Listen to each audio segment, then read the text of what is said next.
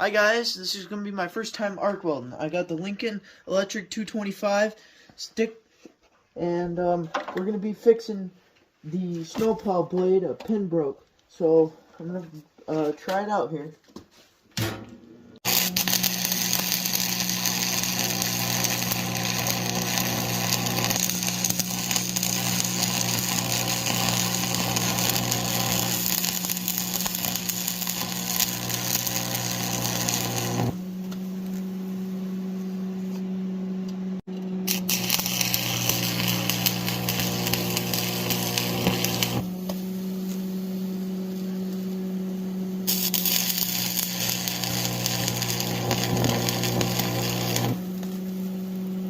Not bad for chicken scratch. That was my first time.